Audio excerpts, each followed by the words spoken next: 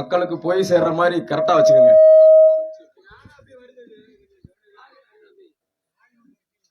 மனிதன் என்பவன் அரசியல் உணர்வுள்ள மிருகம் என்று சொல்கிறார் தத்துவவியலாளர் பிளேட்டோ அவர்கள். அரசியலில் நீ தலையிடவில்லை என்று சொன்னால் அரசியல் உங்கள் வாழ்க்கையில் தலையிடும் என்று சொல்கிறார் தத்துவவியலாளர். இதற்கு ஆகச் சிறந்த உதாரணம் தமிழகம் எங்கும் பரவி வாழக்கூடிய இந்த முத்தரையர் சமுதாயம். என் அன்பிற்குரியவர்களே, நான் இங்கே தமிழ் சமூகத்திலிருந்து ஒருவனாக பேசுவதை காட்டிலும் முத்தரையர் குடும்பத்திலிருந்து ஒருவனாக பேச வேண்டிய தேவை எனக்கு இருக்கிறது. அன்பிற்குரிய தலைவர் பெருமக்கள் அத்துணை பேருக்கும் இதை நான் சொல்லிக் கொள்கிறேன். ஏனென்று சொன்னால், முத்தரையர் என்ற ஒரு குடும்பம் சரியாக இருக்கும் போது, அரசியல் ரீதியாக, கல்வி ரீதியாக, பொருளாதார ரீதியாக சரியாக இருக்கும் போதுதான் தமிழர் தேசியம் என்ற அரசியல் இங்கே தமிழகத்திலே மலர முடியும். அதனால் என் அன்பிற்குரியவர்களே, இந்த குடும்பத்திலே இருக்கக்கூடிய சிக்கல்களை பற்றி பேச வேண்டிய தேவை எனக்கு இருக்கிறது. நாங்கள் இங்கே வரலாற்றை பேசுகிறோம் என்று சொன்னால் வெறும் வரலாற்று பெருமை பீற்றிக் கொள்வதற்காக அல்ல, வரலாற்றில் இந்த சமூகம் எப்படி இருந்தது என்பதனை சொல்லுவதற்காக. இங்கே நாம் பதாகையிலே பதிவிட்டிருக்கிறோமே, பேரரசர் பெரும்பிடுகு முத்தரையர். 10 ஆண்டுகளுக்கு முன்பு வரை தமிழகம் முழுவதும் பரவி வாழக்கூடிய முத்தரையர் சமூகங்களுக்கே இவர் யார் என்று கேட்டால், இவர் யார், கருப்பண்ணசாமியான்னு கேட்பாங்க. தமிழகம் முழுக்க பரவி வாழ்கிற இந்த தமிழ் குடியான முத்தரையர் குடியே கேட்பாங்க. இந்த படத்தை பார்த்து இவர் கருப்பண்ணசாமியா என்று கேட்டார்கள். தமிழகம் முழுக்க வீர முத்தரையர் முன்னேற்ற சங்கமாக தலைவர் சமநீதி போராளி அண்ணன் கே செல்வகுமார் அவர்கள் களமாடியதன் விளைவு இன்றைக்கு தமிழகம் முழுக்க தமிழர் அரசியல் பேசுகிற அத்துணை பேரும் முத்தரையர்களின் அரசியல் இல்லாது தமிழர்களுடைய அரசியல் வெல்லாது என்று பேச வைத்திருக்கிறோம் என்று சொன்னால் அது வீர முத்தரையர் முன்னேற்ற சங்கம் சமநீதி போராளி அண்ணன் கே செல்வகுமார் அவருடைய களப்பணி. அன்பிற்குரியவர்களே, இங்கே போடப்பட்டிருக்கிற படம் பேரரசர் பெரும்பிடுகு முத்தரையருக்கு வயது வருகின்ற மே 23 வந்தால் 1350. இங்கே எத்தனை பேருக்கு இந்த தகவல் தெரியும் என்று தெரியவில்லை. வருகின்ற மே 23 1350வது சதய விழா பேரரசர் பெரும்பிடுகு முத்தரையருக்கு கொண்டாடப்படவிருக்கிறது. இந்த சமூகத்தினுடைய வரலாறு என்பது நீண்டது நெடியது, பன்னெடுங்கால வரலாற்று சிறப்பு கொண்ட சமூகம். கிட்டத்தட்ட 3 நூற்றாண்டுகள். எனக்கு முன்னாடி பேசின அண்ணன் சொன்னார் பாருங்க, 5 ஆண்டு 10 ஆண்டு இன்றைக்கு ஆட்சி புரிவதே இன்றைய நாகரீக அரசியல் உலகில் மிகவும் கடினமாக இருக்கிறது. ஆனால் 2000 ஆண்டுகளுக்கு முன்பாக இந்த மண்ணில் இந்த தமிழ் மண்ணையும் மக்களையும் 300 ஆண்டுகள் கட்டி ஆண்ட சமூகம் இந்த முத்தரையர் சமூகம். 30க்கும் மேற்பட்ட மன்னர்கள் இருக்கிறார்கள். முத்தரையர் சமூகம் என்று சொன்னால் நீங்க அதை ஒரு சாதிக்குள்ள அடைக்க முடியாது. முத்தரையர் என்பது ஒரு மரபு, வெறும் சாதியாக அதை அடையாளப்படுத்தி விட முடியாது. 300 ஆண்டு கால ஆட்சியிலே 30க்கும் மேற்பட்ட மன்னர்கள் இருக்கிறார்கள். குவானன் மாறன் தொடங்கி தமிழதி அரையன் வரையில் 30க்கும் மேற்பட்ட மன்னர் இருக்கிறார்கள். இருந்த போதும் ஏன் பேரரசர் பெரும்பிடுகு முத்தரையர் தான் முத்தரையருடைய அடையாளமாக போற்றி வணங்கப்படுகிறார் என்றால் காரணம் இருக்கு. 30 மன்னர் இருக்கிறாங்க. எத்தனையோ வருஷம், 300 வருஷம் ஆட்சி புரிஞ்சிருக்கோம். ஏன் பேரரசர் பெரும்பிடுகு முத்தரையரை மட்டும் பயன்படுத்துறோம், அடையாளப்படுத்துகிறோம் அப்படின்னு கேட்டா, பேரரசர் பெரும்பிடுகு முத்தரையர் தான் எனக்கு முன்பாக பேசிய அண்ணன் தீரன் திருமுருகன் சொன்னதை போல 14 பெரும் போர்களில் தோல்வியே காணாது வெற்றியை மட்டுமே கண்டவர் பேரரசர் பெரும்பிடுகு முத்தரையர். போருக்கு போகும்போது ஒரு வழக்கம் இருக்கிறது. போருக்கு செல்கிற மன்னர்கள் எல்லாம் வஞ்சி பூவை சூடி சென்று போர் செய்து போரிலே வெற்றி பெற்று விட்டால் வாகை பூவை சூடி வருவார்கள். ஆனால் பேரரசர் பெரும்பிடுகு முத்தரையர் மட்டும்தான் தான் சென்ற அத்தனை போரிலும் போருக்கு போகும் போதே இந்த போர் என்னுடைய வெற்றிதான் என்று சொல்லி வாகை பூவை சூடி சென்று போர் செய்யக்கூடிய ஒரு மான மறவர் கூட்டத்தில் இருந்து வந்தவர் பேரரசர் பெரும்பிடுகு முத்தரையர். நம்முடைய வீரத்திற்கான அடையாளமாக பேரரசர் பெரும்பிடுகு முத்தரையரை பயன்படுத்துகிறோம். வெறும் வீரத்திற்கான அடையாளமாக மட்டும் அவரை பயன்படுத்தல, வரலாற்று ஆசிரியர்கள் குறிப்பிடுகிறார்கள், முத்தரையருடைய ஆட்சி காலத்திலே பேரரசர் பெரும்பிடுகு முத்தரையருடைய ஆட்சி காலத்தை பொற்கால ஆட்சி என்று போற்றலாம் என்று வரலாற்று ஆசிரியர்கள் எழுதுகிறார்கள். இங்க நான் சொல்லல, வீர முத்தரையர் முன்னேற்ற சங்கத்தை சார்ந்தவன், தமிழர் தேசம் கட்சியை சார்ந்த குருமணிகண்டன் பேசவில்லை, வரலாற்று ஆசிரியர்கள் பேசினார்கள். பேரரசர் பெரும்பிடுகு முத்தரையர் காலத்தில் தான் நில மேலாண்மை நீர் மேலாண்மை சிறந்து விளங்கியது. காவிரி கரையில இன்னைக்கும் நீர் மேலாண்மை சிறந்து விளங்குகிறது என்று சொன்னால் அது பேரரசர் பெரும்பிடுகு முத்தரையருடைய ஆட்சி காலத்தில் இருந்தது. தஞ்சை பெரிய கோயில் இன்னைக்கும் தமிழர்களுடைய அதிசயம். அந்த தஞ்சை பெரிய கோயில் முத்தரையருடைய கட்டடக்கலை என்பது எத்தனை பேருக்கு உங்களுக்கு தெரியும்? முத்தரையருடைய கட்டடக்கலை தான் தஞ்சை பெரிய கோயில். விஜயால சோழீஸ்வரம் என்று புதுக்கோட்டை மாவட்டத்திலே ஒரு கோயில் இருக்கிறது. அதை எழுப்பியவன் விஜயால சோழன் என்கின்ற முத்தரையன். சாத்தன் பயிலி என்ற முத்தரையன் கட்டிய கோயில். அந்த கோயிலின் கருவறை அமைப்பும் கட்டடக்கலை அமைப்பும் தஞ்சை பெரிய கோயிலுடைய கருவறை அமைப்பும் கட்டடக்கலை அமைப்பும் ஒரே மாதிரியாக இருக்கும். இன்னும் நான் விளங்கும்படி சொல்ல, அது ஒரு தமிழ் மரபு. இப்போ இவ்வளவு பெரிய வரலாற்று சிறப்புகளை நாம் வைத்துக் கொண்டு பேர் என்னமோ பெத்த பேரு, நம்ம அப்பா ஸ்டாலின் சொன்ன மாதிரி முத்தரையர் நாடு கட்டி ஆண்ட இனம்தான். எப்படி சேர நாடு இருந்ததோ சோழ நாடு மறுக்க முடியாது. தமிழ் பாடநூல் கழகம் எழுதுகிறது, ராஜராஜ சோழன் தான் தமிழ் மெய்கீர்த்தியை முதலில் கொண்டு வந்தவர். தமிழ் மெய்கீர்த்தி போர்க்கள வெற்றிகளை தன்னுடைய 14 போர் வெற்றிகளாக வெட்டி வைத்து சென்றிருக்கிறார். அவர்தான் இந்த தமிழக வரலாற்றில், இந்திய வரலாற்றில் தமிழ் மொழி அழிந்து கொண்டிருந்த நிலையில் முதலில் தமிழ் மெய்கீர்த்திக்கு வித்திட்டவர் பேரரசர் பெரும்பிடுகு முத்தரையர் தான். தமிழக பாடநூல் கழகம் இதை மாற்றணும்னு நிறைய இடத்துல பேசிட்டோம். ராஜராஜ சோழன் எங்களுடைய பாட்டன் தான், அவனுக்கெல்லாம் பாட்டனுக்கெல்லாம் பாட்டன் பேரரசர் பெரும்பிடுகு முத்தரையர் செஞ்சுட்டு போயிட்டாரியா. அன்னைக்கெல்லாம் ஸ்வஸ்தி ஸ்ரீ அப்படின்னு தான் ஆரம்பிக்கும் மெய்கீர்த்தி. ஒரு மன்னன் தன்னுடைய போர் வெற்றிகளை கல்வெட்டில பதித்து வைக்கிறான் என்று சொன்னால் ஆரம்பிக்கும் போதே ஸ்வஸ்தி ஸ்ரீ, வடமொழி ஆதிக்கம். ஆனால் பேரரசர் பெரும்பிடுகு முத்தரையர் தான் வெண்பாக்களாக தன்னுடைய போர்க்கள வெற்றிகளை பதிவு செய்தார். அதுலயும் கிடைச்சது 24, கிடைச்சதுதான் 24, எஞ்சி கிடைச்சது 24 வெண்பாக்கள். கல்வெட்டுகள்லாம் செந்தலை சுந்தரேஸ்வரர் கோயில்ல இன்னும் இருக்கு, கண்ணாடி போட்டு அதை மட்டும் பாதுகாத்து வச்சிருக்கான். முத்தரையர் கோவை என்ற ஒரு நூலே அழிந்து போயிருச்சு, வரலாற்று ஆய்வாளர்களுக்கு தெரியும். இப்படி பல்வேறு வரலாறுகளை தன்னகத்தே கொண்டவர்கள். நான் ஏற்கனவே சொன்னேன், இங்க வரலாற்றை பேசுவதெல்லாம் பெருமை பீத்திக் கொள்ள அல்ல. என் அன்பிற்குரியவர்களே, நான் இப்படி நான் அப்படி, சாதிய சங்கம் இங்கே கட்டமைக்கப்படுவது சாதி பெருமையை பேசுவதற்கல்ல, இந்த சாதியிலே நிலவக்கூடிய அவலங்களை பேசி தமிழ் தேசிய நீரோட்டத்தில் இவர்களை எடுத்துக்கொண்டு செல்வதற்கு தான். நான் சொன்னேனே, சேர நாடு எப்படியோ, சோழ நாடு எப்படியோ, பாண்டிய நாடு எப்படியோ, பல்லவ நாடு எப்படியோ, அதுபோல முத்தரையர் என்று தனிநாடு கட்டி ஆண்ட சமூகம் யோக்கியமா இன்னைக்கு ஒரு வீடு கட்டி வாழ முடியல. எடுத்து பாருங்க, இப்படிதான் இருக்கா? தமிழ் சமூகங்கள்ல அனைத்து சமூகத்தையும் எடுத்துக்கொள்வோம். இப்படி ஒரு வாழ்வாதார பின்தங்கிய நிலையிலே எந்த ஒரு சமூகமாவது இருக்கிறதா சொல்ல முடியுமா? அம்மையார் இந்திரா காந்தி காலத்திலே இருந்து வீடு வழங்கும் திட்டம் இருக்கிறது. இந்திரா காந்தி பிரதமராக இருக்கும் போது இருந்து இந்திரா நினைவு குடியிருப்பு திட்டம், அதன் பிறகு நிறைய பிரதமர்கள் வந்தார்கள், அவர்களுக்கும் குடியிருப்பு திட்டம் கொடுத்தாங்க. அடுத்து அம்மையார் ஜெயலலிதா காலத்துல பசுமை வீடு திட்டம், கலைஞர் காலத்துல கலைஞர் வீடு திட்டம், அதற்கப்புறம் இப்ப இருக்க பிரதமர் நரேந்திர மோடி அவருடைய ஆவாஸ் யோஜனா திட்டம், அதன் பிறகு இப்ப கலைஞர் கனவு இல்லம் திட்டம். இப்படி இத்தனை பேர் வந்து இதை விட ஒரு வெட்கக்கேடு இருக்கிறதா? இதை பேசாமல் எப்படி கடந்து போவது? இதை பேசினால் தமிழர் ஓர்மைக்கு பங்கம் விளைவிக்கும் என்று சொன்னால் தொடர்ந்து 1000 முறை இதை பேசுவோம்.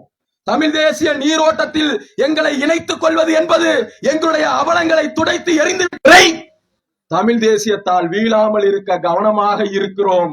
பங்கு என்னன்னு இப்பவே பேசிடுறோம். அண்ணே, நாங்க வரலாற்றில் நாடு கட்டி ஆண்ட இடம், இன்னைக்கு வீடு கட்டக்கூட யோக்கியதை இல்ல, வீட்டுமனை பட்டா இல்லாத சமூகமாக இந்த சமூகம் இன்றும் வாழ்ந்து கொண்டிருக்கிறது. இதற்கும் பதில சொல்லிட்டு தீர்வை சொல்லிட்டு வாங்கனே, உங்களோட சேர்ந்து நாங்க படை நடத்துகிறோம். அதே போல திருச்சி மாவட்டம் பெட்டவாய் தலையில தேவஸ்தானங்கிற பகுதியில 150க்கும் மேற்பட்ட குடும்பங்கள் பட்டா இல்லாம இருக்கிறார்கள். என் அன்பிற்குரியவர்களே, இதுவா நாடு கட்டி ஆண்ட சமூகம்? வெறும் வரலாற்றை பேசி அரசாட்சி என்னால் என்றவென்று நாகரீக அரசியலை இந்த தமிழ் சமூகத்திற்கு உணர்த்திய சமூகம். திமுகவில் இன்னொரு மாவட்ட செயலர் இருக்கு. திமுக ஆட்சிக்கு வந்தாலும் ஒரு அமைச்சர் தான் செயல்படுவார். என் அன்பிற்குரியவர்களே, இந்த சமூகத்திற்கு ஆதரவாக என்றுமே செயல்பட மாட்டார். இந்த சமூகத்திற்கு ஆதரவாக என்று சொன்னால் இந்த சமூகம் ஆதிக்கம் செலுத்துவதற்கு ஆதரவாக செயல்பட சொல்லவில்லை. இந்த சமூகம் இருக்கின்ற அவல நிலையை துடைத்தெறிவதற்கு ஆதரவாக அவர்கள் செயல்பட வேண்டும் அல்லவா? இன்றைக்கு பேசுகிறோமே, எவ்வளவு பெரிய அவல நிலையில் இந்த சமூகம் இருக்கிறது. பட்டா இல்லாம, வீடு இல்லாம, தினக்கூலிகளாக 1971 சட்டநாதன் கமிஷன் தன்னுடைய அறிக்கையை தமிழ்நாடு அரசாங்கத்திற்கு சமர்ப்பித்து சென்றிருக்கிறது. அந்த அறிக்கையிலே சொல்கிறார்கள், வளையர்களை முத்தரையர்களை பற்றி சொல்லும் போது அந்த அறிக்கையிலே சொல்கிறார்கள், தமிழகத்திலே பரிதாபத்திற்குரிய நிலையிலே வாழ்ந்து வருகிற சமூகம் வளையர் சமூகம். இந்த சமூகத்தை சமூக ரீதியாக, அரசியல் ரீதியாக, பொருளியல் ரீதியாக முன்னேற்ற வேண்டும் என்று சொன்னால் தமிழ்நாடு அரசாங்கம் இவர்களுக்கென சிறப்பு கவனத்தை செலுத்த வேண்டும் என்று சொல்லிவிட்டு சென்றார் சட்டநாதன் ஓய்வு பெற்ற நீதியரசர் அவர்கள் 1971. இன்று வரை எந்த அரசாங்கம், நீங்கள் வாக்கு செலுத்திய எந்த அரசாங்கமாவது சட்டநாதன் கமிஷனை பத்தி பேசியிருக்குமா? தனி திட்டம், அதுலயும் குறிப்பா சொல்லிட்டு போனாங்க, எப்படி கல்லர்களுக்கு சீரமைப்பு பள்ளி இருக்கிறதோ அதுபோல வளையர்களுக்கு புனரமைப்பு வாரியம் என்ற ஒன்றை அமைத்தே ஆக வேண்டும் அப்படின்னு சொல்லிட்டு போனாங்க. 50 ஆண்டு காலத்திற்கு மேலாக போராடி 2021 ஆண்டு வீர முத்தரையர் முன்னேற்ற சங்கத்தினுடைய பெரும் முயற்சியால் வளையர் புனரமைப்பு வாரியத்தை அறிவிக்க செய்தோம். ஐயா எடப்பாடியார் ஆட்சி காலத்துல அறிவிப்பு வந்துருச்சு. வளையர் புனரமைப்பு வாரியம் தான் என்ன வந்துற போது, நல வாரியம், அது ஒரு தொழிலாளர் வாரியம். எப்படி தொழிலாளர் வாரியங்கள் செயல்படுதோ அது போல இந்த முத்தரையர் சமூகத்தை, வளையர் சமூகத்தை சேர்ந்தவர்கள் அந்த அடையாள அட்டை வைத்திருந்தா விபத்து காப்பீடுனா ஒரு 5 லட்சம் ரூபாய், பேறுகால உதவி, மகப்பேறு உதவி, பேறுகால உதவி, அதன் பிறகாக உயர்கல்வி படிப்புக்கு உதவி, ஈம சடங்கு காரியங்களுக்கு உதவி, இப்படி ஒரு பொருளாதார, சிறு பொருளாதார உதவி. இந்த சிறு பொருளாதார உதவியை கூட 4 ஆண்டு காலம் ஆட்சி நடத்திவிட்ட இந்த மு.க. ஸ்டாலினுடைய அரசு உங்களுக்கு செய்ய மறுக்கிறது. எடப்பாடியார் ஆட்சி காலத்துல அரசாணை வெளியிட்டாச்சு, அதுக்கு தலைவர் செயலாளர் போட்டு அந்த வாரியத்தை செயல்படுத்த மறுக்கிறது நீங்கள் வாக்களித்த மதிப்பிற்குரிய அப்பா ஸ்டாலினுடைய அரசு. ஆனால் ஸ்டாலின் அரசு பதவியேற்று ஏறத்தாழ 15க்கும் மேற்பட்ட வாரியங்களை போட்டு விட்டார்கள் என் அன்பிற்குரியவர்களே. ஆனால் வளையர் புனரமைப்பு வாரியத்திற்கு ஒரே ஒரு கையெழுத்து தான் ஐயா ஸ்டாலின் அவருக்கு கையிலே சுளுக்கு போல. வளையர்கள் என்றால் கையிலே சுளுக்கு போட மாட்டாங்க, கையெழுத்து. இஸ்லாமியர்களை பார்த்து, கிறிஸ்துவர்களை பார்த்து இந்த அரசாங்கம் பயப்படுகிறது. அதாவது பயப்படுறது போல நடிக்கிறது. அந்த நடிப்பையாவது இந்த சமூகத்திற்கு செய்ய வேண்டாமா? இஸ்லாமியர்களுக்கு ஒரு பிரச்சனை, வக்ஃப் போர்டுல அவர்களுடைய முன்னோர்கள் தானமாக கொடுத்த நிலங்களை நிர்வகிப்பதற்கு ஒரு போர்டு, வாரியம், வக்ஃப் போர்டு. அதுல சட்ட திருத்தம் கொண்டு வராங்க. அந்த சட்ட திருத்தம் இஸ்லாமிய மக்களுக்கு எதிராக இருக்கிறது. அந்த எதிராக இருப்பதற்காக சட்டசபையிலே தீர்மானம் நிறைவேற்றுகிறார் ஐயா ஸ்டாலின் அவர்கள்.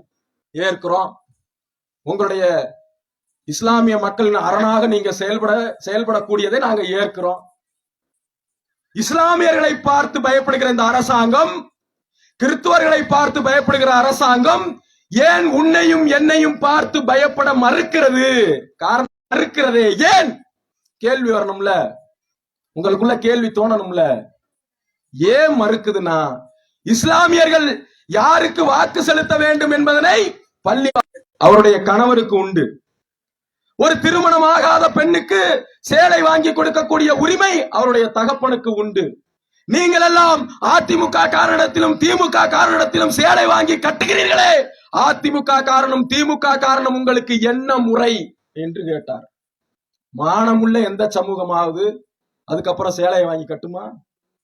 ஒவ்வொரு தடவை சேலை வாங்கும் போது கொடுக்கிறவன் நம்ம புருஷனா அப்பனான்னு கேள்வி வரணுமா வராதா? மானமுள்ள சமூகத்துக்கு வரணுமா இல்லையா? நாடு கட்டி ஆண்ட இனம் ஒரு அரசியல் கட்சிக்காரன் வர்றான்னா வந்து இங்க வாக்கு சேகரிக்க வந்தா எல்லாரும் தட்ட தூக்கி போய் நிக்கிறது. பிச்சை எடுக்கிற சமூகமா இது? பிச்சை போட்ட சமூகம் இது. மல்லன்மா ஞாலத்து வாழ்வரெல்லாம் செல்வரெனினும் கொடாதவர் பெரும் முத்தரையரே செல்வரை சென்று இராதவர் என்று நாலடியார் போற்றுது. என்ன பொருள் விளக்கம்? ஒருவேளை சோத்துக்கு இல்லாம செத்தாலும் சாவான ஒளிய ஒரு முத்தரையன் அடுத்தவனிடத்திலே மண்டிட்டு வாழ மாட்டான்னு நான் சொல்லல, நாலடியார் சொல்கிறது. அப்படி வாழ்ந்த ஒரு சமூகம் தட்ட தூக்கிட்டு போய் அவன் போடுற 100 ரூபாய்க்கு 50 ரூபாய் 100 ரூபாய்க்கு ஆராத்தி சின்ன புள்ள முத கொண்டு. இப்ப இந்த அவலங்களை எல்லாம் துடை தெரியாது. நீங்க எத்தனை சங்கம் கட்டினாலும் எப்படி சமூக விடுதலை அடைய முடியும்? பொதுவாகவே நாங்கள் இந்த குழுக்களாக பிரிகிற இது தொழில்முறை சங்கம், இது தொழில்முறை சங்கம், இது பிரச்சனை இல்லை. அரசியலிலே தலையிட அந்த சக போராட்ட குழுக்களை தான். ஏன்னு சொன்னா தன்னுடைய இலக்கை சிதைக்கக்கூடிய வேலையை அந்த சக போராட்ட குழுக்கள், பெயர் அளவிலான போராட்ட குழுக்கள் செய்தது. அதுபோலதான் முத்தரையர்களின் அரசியல் விடுதலையை 88க்கும் மேற்பட்ட சங்கங்கள் இருக்குன்னு சொல்றான். அந்த சங்கங்கள் எல்லாம் அழித்து ஒழிக்கு புள்ளிவிவரம் சொல்லுது. இவங்கெல்லாம் சேர்ந்து நீங்க கல்விக்காக ஆரம்பிச்சீங்கன்னா கல்வி பரிசளிப்பு நடத்துறது, கல்வி சார்ந்த விஷயங்கள்ல தலையிடணும். அரசியல் விஷயங்களுக்கு போது அரசியல் முகமாக யார் இருக்கிறார்கள், அரசியல் அமைப்பாக அரசியல் முகமாக விடுதலை சிறுத்தைகள் இருக்கிறார்கள் பயப்படுகிறது. அப்படி ஒரு அரசியல் இயக்கமாக, ஒரு அரசியல் அமைப்பாக ஒற்றை தலைமையோடு வர வேண்டிய தேவை நமக்கு இருக்கு. அதுக்கப்புறம் நம்ம தமிழர்களா ஒன்றியதுல பிரச்சனையே இல்லை. இன்னைக்கு அண்ணன் சொன்னதை போல இன்றைக்கு நான் இங்க நிக்கிறேன், தூத்துக்குடி மண்ணுல இன்னைக்கு நான் நிக்கிறேன். காலையில தங்கை கீர்த்தியாவுக்காக நீதி கேட்டு தலைவர் தஞ்சாவூர் மாவட்டத்துல நிக்கிறார். தமிழ் சமூக ஓர்மையில தமிழர் தேசம் கட்சி என்றைக்குமே சமரசம் செய்தது கிடையாது. தேசிய ஜனநாயக கூட்டணியில இருந்தோம், இருக்கிறோம், இன்னும் இருக்கிறோம். ஆனால் என்னுடைய அண்ணன் சீமான் அவர்கள் இலங்கை கடற்படையினால், சிங்கள இனவெறி கடற்படையினால் தமிழக மீனவர்கள் கொல்லப்படுகிறார்கள், கைது செய்யப்படுகிறார்கள், அதை எதிர்த்து களத்திலே நிற்க வேண்டும் என்று சொன்ன போது எந்த சமரசமும் இன்றை உடனடியாக களத்திலே நின்றோம். அங்கே செத்து மடிகிறவன் என்னுடைய உறவுக்காரன். 840 பேர் கொல்லப்பட்டிருக்கிறார்கள். தொடர்ச்சியாக கைது. 4 ஆண்டு கால ஸ்டாலின் அரசாங்கத்திலே 1500க்கும் மேற்பட்டவர்கள் கைது. 4 ஆண்டு காலமாக பேப்பராக எழுதி காதல் கடிதத்தை போல மத்திய அரசாங்கத்துக்கு எழுதி கொண்டு மட்டும்தான் இருக்கிறார். ஆனால் சட்டமன்றத்திலே மாநில சுயாட்சி பத்தி வெக்கமே இல்லாமல் பேசுகிறார். அப்ப தமிழர்களின் பிரச்சனைக்காக களத்திலே நிற்க வேண்டிய தேவை எங்களுக்கு இருக்கு. அந்த தேவையை உணர்ந்து அன்னைக்கு நிக்கிறோம். எல்லாரும் கேட்டாங்க, என்ன பிஜேபியை விட்டு நீங்க தேசிய ஜனநாயக கூட்டணியை விட்டு நாத்தாக்கா கூட்டணியில போறீங்களா? நாம் தமிழர் கட்சி இது கூட்டணிக்கான வாக்குக்கான அரசியல் இல்லை, எந்த தளத்திலும் தமிழர் தேசம் கட்சி நிக்கும் சொன்னார். நின்னும் களத்துல கடற்படை தமிழக மீனனை சுட்டு கொன்றது. காரணம் என்ன தெரியுமா? 2000 பிறகு தமிழன் பூனையாகி போனான். அதான் காரணம். அதனால தினம் செத்து மடிகிறான். தமிழ் இந்த இந்திய திருநாட்டில உள்நாட்டு உற்பத்தியிலே முக்கிய பங்கு வைக்கக்கூடிய மீனவனை பத்தி பேசுறதுக்கு எந்த அரசியல் கட்சியும் தயாரா இல்ல. இன்னொரு பெரிய பித்தலாட்டம் நடக்குது இதுல. இந்த அரசியல் கட்சிகள் இருக்குது பெரிய பித்தலாட்டம். மீனவர்கள் என்ற தொழிலை அடிப்படையாக கொண்டு எங்களை பேசுவதை நாங்க ஏற்கிறோம். மீனவர்கள் என்ற பெயர்ல அழைப்பதையும் பேசுவதையும் ஏற்கிறோம். ஆனா மீனவர் சாதியாக உன்னை கட்டமைக்க பார்க்கிறான். மீனவர் என்பதை சாதியாக கட்டமைக்க பார்க்கிறது. அது எதுல கொண்டு போய் விடுன்னு சொன்னா அதை நாங்கள் தமிழர் தேசம் கட்சி முழுவதுமாக எதிர்க்கிறோம். ஏன்னு சொன்னா முத்தரையர்களுடைய அரசியல் விடுதலையை, அடையாள அதிகார அரசியலை மழுங்கடிக்கிற செயல்தான் இந்த மீனவர் என்ற போர்வையில ஒருங்கிணைப்பது. மீனவர்களாக நாங்கள் ஒன்றா நிக்கிறோம். அது என்னடா மீனவன் சாதியை கொண்டு வருது? அண்ணன் சொன்ன மாதிரி பட்டினவர்ல இருந்து முக்குவர்ல இருந்து பறவர்ல இருந்து வளையர்ல இருந்து எல்லா சாதியிலும் படையாட்சியில கூட இருக்காங்க மீனவர்கள். எல்லா சாதியிலும் எல்லா வகுப்பிலும் மீனவர்கள் இருக்கிறார்கள். மீனவர்களை ஒரு சாதியாக அடையாளப்படுத்த முடியாது. ஒரு சாதியாக அடையாளப்படுத்தி அவர்கள் ஒரு தலைமை ஏற்பதை தவிர்க்கிறது இந்த தமிழக அரசாங்கம் அப்படின்னு சொல்றோம். தையல்காரன் எங்கேயாவது ஒரு சாதி இருக்கா? தையல் தைப்பவங்களுக்கு எல்லாம் ஒரு சாதி வச்சு தையல்காரன் வைக்க முடியுமா? முடியாது. விவசாயி என்று ஒரு சாதியை வைக்க முடியுமா? முடியாது. தொழிலின் அடிப்படையில இன்றைக்கு சாதியாக அடையாளப்படுத்த முடியாது. ஆனா இங்க அடையாளப்படுத்தி இவங்களை இதுக்குள்ளேயே வச்சிருக்கணும்னு நினைக்கிறான். நாம ஓர்மைப்படுவதில் பிரச்சனை இல்ல. என் அன்பிற்குரியவர்களே, மீனவர்களாக நாம் களத்திலே நிற்போம். மீனவர் பிரச்சனைக்காக நான் நிற்போம். ஆனா சுய அடையாளத்தோடு நிற்போம். அதை இந்த அரசாங்கம் மழுங்கடிக்க பார்க்கிறது சாதியின் பெயரால். அதை நாம் எதிர்க்கிறோம். அப்படிதான் வச்சிருக்கான். தமிழ்நாடு கெசட்ல 467 சாதி இருக்கு. ஆனா நடைமுறையில அவ்வளவு சாதி கிடையாது. 160 சாதி தான் இருக்கு. எல்லா இடத்துலயும் பேசியிருக்கோம். குறவர் இருக்காங்கன்னு சொன்னா குறவர்ல நடைமுறையில இல்லாத பட்டங்கள்லாம் 20க்கும் மேற்பட்ட பட்டம் இருக்கு. மறவர் இருக்கிறாங்கன்னு சொன்னா அவர்கள நடைமுறையில இல்லாத பட்டங்கள்லாம் 10க்கும் மேற்பட்ட பட்டம் இருக்கு. முத்திரையர் இருக்கோம்னு சொன்னா 29 பட்டத்தை வைத்திருக்கிறார்கள். 29 நடைமுறையில இல்லாத பட்டங்கள்லாம் இருக்கு. இதையெல்லாம் குறைச்சு சுருக்கி கொண்டு வந்தா தமிழ்நாட்டில் இருக்கக்கூடிய சாதி 160 தான். இந்த 160 நினைச்சா போதும், ஒரு வாரத்துல எண்ணி முடிச்சு அறிக்கையை வெளியிட்டு போயிடலாம் இந்த ஸ்டாலின் அரசாங்கம். ஆனா சாதி வாரி கணக்கெடுப்புன்னு சொன்னா கைய காட்டுறது மத்திய அரசாங்கத்தை. என்னது? சாதிவாரி கணக்கெடுப்பை நாங்கள் எடுக்க முடியாது, அதை மத்திய அரசாங்கம் தான் எடுக்க வேண்டும் என்று சொல்கிற இந்த அரசாங்கம், இந்த ஸ்டாலினுடைய அரசாங்கம் சட்டசபையிலே தீர்மானத்தை நிறைவேற்றுகிறது. மாநில சுயாட்சி. மாநில சுயாட்சி பத்தி பேசுவதற்கு உங்களுக்கு என்ன யோக்கியதை இருக்கிறது? மீனவர் பிரச்சனை என்றால் அது மத்திய அரசாங்கம். சாதிவாரி மக்கள் தொகை கணக்கெடுப்பு என்றால் அதுவும் மத்திய அரசாங்கம்.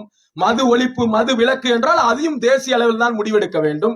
இப்படி எதுவெல்லாம் மக்கள் பிரச்சனையோ அதற்கெல்லாம் மத்திய அரசாங்கத்தை காரணம் காட்டிவிட்டு எந்த யோக்கியத்தில் நீங்கள் சட்டமன்றத்திலே மாநில சுயாட்சி பற்றி பேசுகிறீர்கள்? மாநில சுயாட்சி குறித்து பேசுவதற்கு உங்களுக்கு என்ன யோக்கியதை இருக்குது?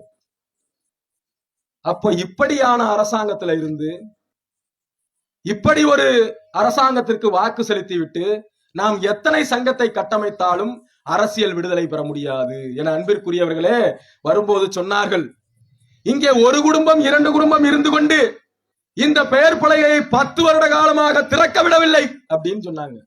இது இங்க மட்டும் பிரச்சனை இல்லை. வீர முத்தரையர் முன்னேற்ற சங்கம் களத்திற்கு வருவதற்கு முன்பா ஏறத்தாழ 10 ஆண்டுகளுக்கு முன்பு வரை முத்தரையர்களின் கோட்டை என்று அழைக்கப்படுகிற திருச்சியிலும் இதான் நிலைமை, புதுக்கோட்டையிலும் இதான் நிலைமை, தஞ்சாவூரிலும் இதான் நிலைமை, எல்லா பகுதியிலும், சிவகங்கையிலும் இதான் நிலைமை, ராமநாதபுரம் எல்லா மாவட்டத்திலும் இதான் நிலைமை. முத்தரையர் இந்த படத்தை பயன்படுத்தி ஒரு சட்டை கூட போட முடியாது. போட்டிருக்காங்க பாருங்க, என்கிட்ட பணியெல்லாம் போட்டிருந்தாங்க பார்த்தேன். ஒரு சட்டை கூட போட முடியாது. இது மாதிரி பேப்பர்ல படம் கூட வரைய முடியாது. உடனடியா காவல்துறை அடக்குமுறை. ஏன்னு கேட்டா 1000 குடும்பம் முத்திரையர்கள் வாழ்வார்கள். அங்க பஞ்சாயத்து தலைவர் யாருன்னு பாத்தீங்கன்னா ஒத்த வீட்டுக்காரர் இருக்கும். இதை எப்படி பார்க்கிறோம் என்றால், இது இந்த மூத்த குடி முத்திரையர் குடிக்கான சமூக அநீதியாக நாங்கள் பார்க்கிறோம். அங்க இருக்கிற சமூகம் யாரா வேணாலும் இருக்கட்டும், முத்திரையர்கள் பெரும்பான்மையாக இருக்கின்ற இடத்திலே அவர்களே ஆள வேண்டும் என்ற நியாயமான கோரிக்கையை நாங்கள் முன்வைக்கிறோம். அப்படி முத்திரையர்கள் அல்லாதவர்கள் அங்கே ஆண்டால் அவர்கள் அடிமையாக தான் இருக்கிறார்கள் என்பதனை எங்களுடைய களப்பணியிலே நாங்கள் உணர்ந்திருக்கிறோம். அதுதான் இங்கேயும் நடந்திருக்கு. வெறும் சுவாமி விவேகானந்த நகருக்கு உண்டான பிரச்சனை இது. போர்டு திறக்கிறது.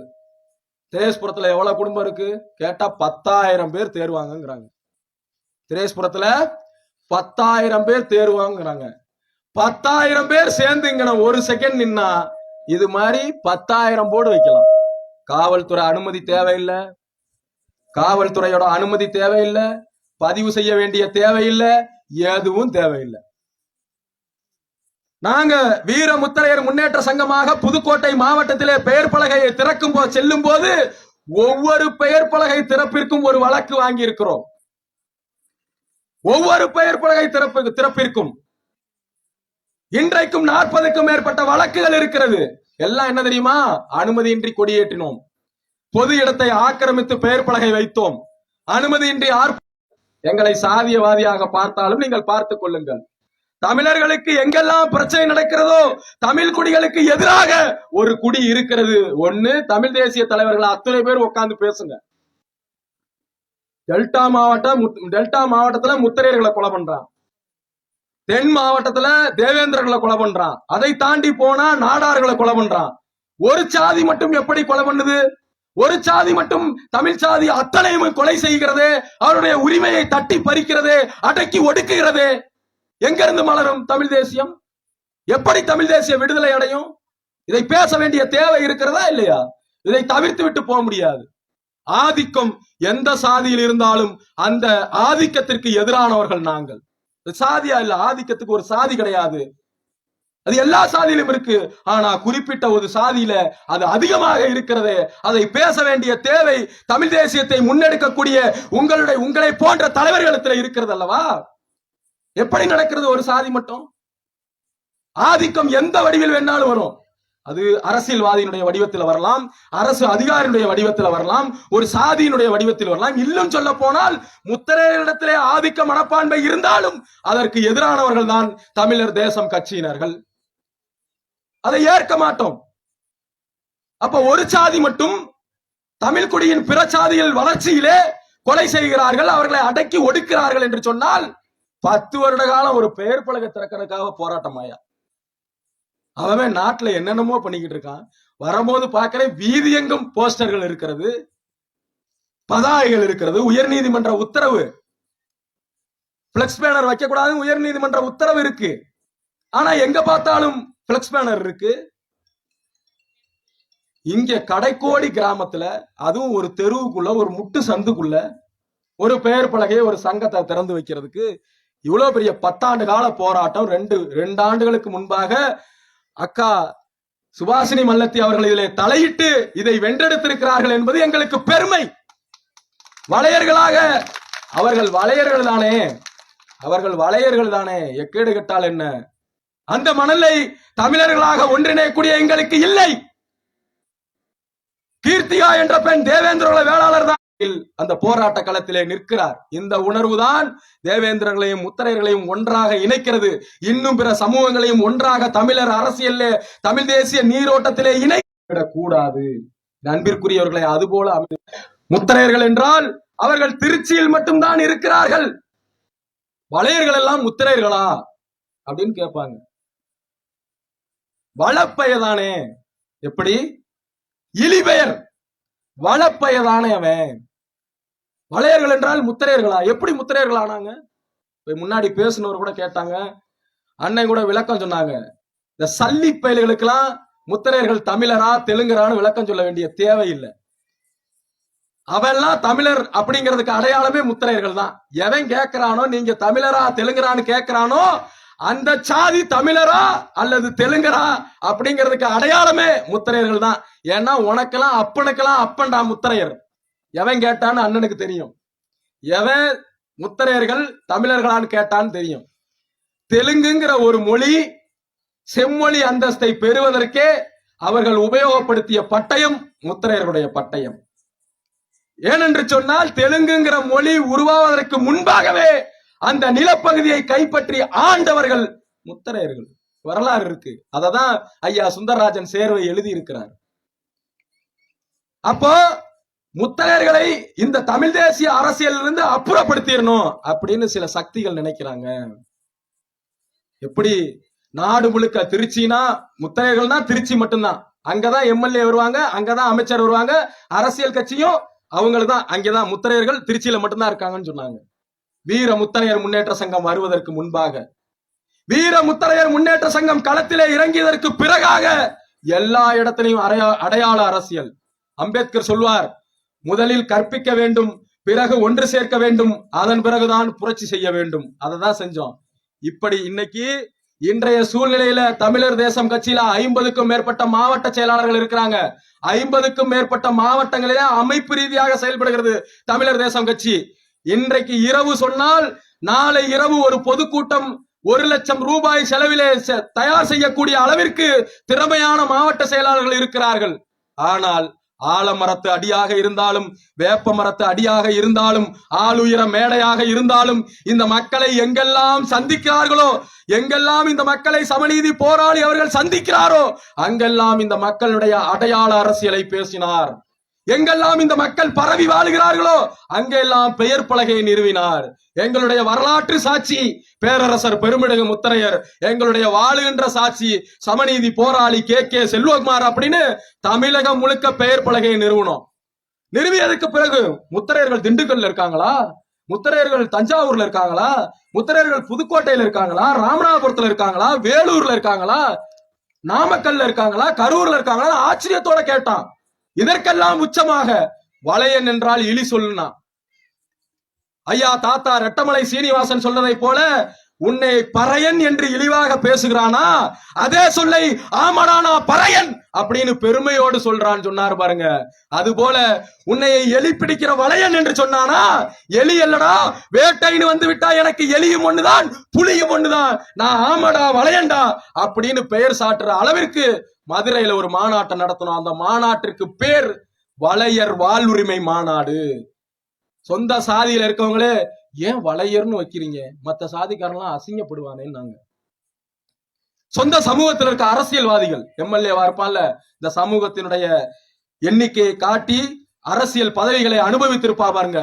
அவங்க எல்லாம் செல்வகுமார் மதுரையில போய் கூட்டத்தை கூட்டுறீங்க, அசிங்கப்படுத்திறாங்க, மதுரையில நம்ம சாதி இருக்கா அப்படின்லாம் கேட்டாங்க. வளையன்னு பேர் வச்சிருக்கீங்களே, அம்பலகாரன் வைக்கலாமே, அம்பலகாரர் வாழ்வுரிமை மாநாடுன்னு போடலாமே, முத்தரையர் வாழ்வுரிமை மாநாடுன்னு போடலாமே, ஏன் இப்படி அசிங்கப்படுத்துறீங்க? எதுடா அசிங்கம்? இலக்கியத்தில் பேசப்பட்ட சமூகம் வளையர் தான். தமிழ் இலக்கியங்களிலே மூத்த குடி வளையர் குடிதான். அந்த அடையாளத்தோட தான் நாங்க போவோம்னு முடிவெடுத்தோம். எல்லாத்துக்கும் ஒரே ஒரு பதிலை சொன்னார். ஜனவரி 21, 2021, ஜனவரி 31, 2021 நீங்க வந்து பாருங்க திடலை அப்படின்னு சொன்னார். அரசியல் சார்பற்று யார் அன்றைக்கு முதல்வராக இருக்கிறாரோ அந்த முதல்வர் இந்த சமூகத்தினுடைய எண்ணிக்கை பலம் என்ன என்பதனை பார்த்து தெரிந்து கொள்ளணும்னு அன்றைய முதல்வர் எடப்பாடி பழனிசாமியை கூப்பிட்டோம். இங்க எத்தனை பேர் மாநாட்டுல கலந்துகிட்டீங்கன்னு எனக்கு தெரியல. மதுரையில 2021ஆம் ஆண்டு வளையர் வாழ்வுரிமை மாநாடு, வளையர் ஒன்று கூடிய மாநாடு, கிட்டத்தட்ட 5 லட்சம் பேரை திரட்டினோம். அன்றைய முதல்வர் ஐயா எடப்பாடி பழனிசாமி நான் 15 நிமிடம் மட்டுமே உங்கள் மாநாட்டில் உரையாற்றுவேன் என்றுதான் சொல்லி வந்தார். அவர் மேடைக்கு வந்து விட்டார். இருக்கைகள் அனைத்தும் நிறைந்து விட்டது. இருபுறமும் அனைத்து மக்களும் நின்று கொண்டிருக்கிறார்கள். அதன் பிறகும் ஒத்தக்கடை, மதுரை ஒத்தக்கடையிலே இருபுறமும் இருக்கிற சாலைகளிலே வண்டிகள் அணிவகுத்து வந்து கொண்டே இருக்கிறது. 15 நிமிடம் பேச வேண்டிய முதல்வர் அவர்கள் 45 நிமிடம் பேசினார். இந்த மக்களுடைய எழுச்சியை பார்த்து அடையாளப்படுத்தினோம். முத்திரையர்கள்னா யாருன்னு வாயில சொல்ல மாட்டோம், பாடுறா நேரான்னோம். நீ ஆளுகின்ற முதலமைச்சரா, எங்களை நேரா பாத்துக்கோ, நாங்க எவ்வளவு ஸ்ட்ரென்த் இருக்கிறோம் பாத்துக்கோங்க நின்னோம். அதன் பிறகு அந்த முதல்வர் சொல்லிட்டு போனார், அம்மையார் ஜெயலலிதா இருக்கும் போதுதான் இது போன்ற கூட்டத்தை நான் பார்த்திருக்கிறேன் என்று சக கட்சிக்காரரிடம் சொல்லிட்டு போனார். இன்னைக்கு அரசு பதவியில் இருக்கக்கூடிய ஓரிரு முத்தரையர்களும் தாங்கள் வளையர்தான் என்று பெருமையோடு சொல்லிக் கொள்கிறார்கள்னா காரணம் வீர முத்தரையர் முன்னேற்ற சங்கம். என் அன்பிற்குரியவர்களே, இது வீர முத்தரையர் முன்னேற்ற சங்கத்தினுடைய களப்பணி. இப்ப இந்த பணிகளை எல்லாம் செய்யாது, இந்த அரசியலில் ஈடுபடாது, அடையாள அரசியலை எடுக்காம போனா நாம விடியல் பெறதுக்கு சாத்தியமே இல்ல. எல்லா பகுதியிலும் அடையாளப்படுத்தினோம். இங்கெல்லாம் இருக்கோம், இங்கெல்லாம் இருக்கோம். இன்னைக்கு தூத்துக்குடியில இருக்கோம், திரேஸ்புரத்துல 2 கூட்டம் போட்டிருக்கோம். எத்தனை பேர் அங்க வந்திருக்கீங்க? இடப்பங்கீடு எமது உரிமைங்கிற மாநாடு பொதுக்கூட்டம் முனீஸ்வரன் கோயில் இருக்கு பாருங்க, திரேஸ்புரத்துல இருக்கா இல்லையா தெரியுமா தெரியாதுங்களா? அந்த கோயிலுக்கு முன்னாடி போட்டோம். அரசியலா நாம நகர்றதே இல்லை. எந்தெந்த சமூகங்கள் எல்லாம் நகர்கிறதோ, ஆர்ப்பாட்டம் போராட்டம் பொதுக்கூட்டம் என்று இருக்கின்ற இடத்திலிருந்து நகர்கிறதோ அந்த சமூகம் தான் விடுதலை பெறும். என் அன்பிற்குரியவர்களே, அதனால இதையெல்லாம் மனசுல உள்வாங்கிக்கிட்டு, நேரம் அதிகமாயிருச்சு, இதை தெளிவா உள்வாங்கிக்கிட்டு விடியலை நோக்கிய, சமூக விடுதலையை நோக்கிய அரசியலை நீங்க முன்னெடுக்கணும்னு கேட்டுக்கிட்டு தட்டி எழுப்புவோம் தமிழர்களை, கட்டி முடிப்போம் தமிழர்.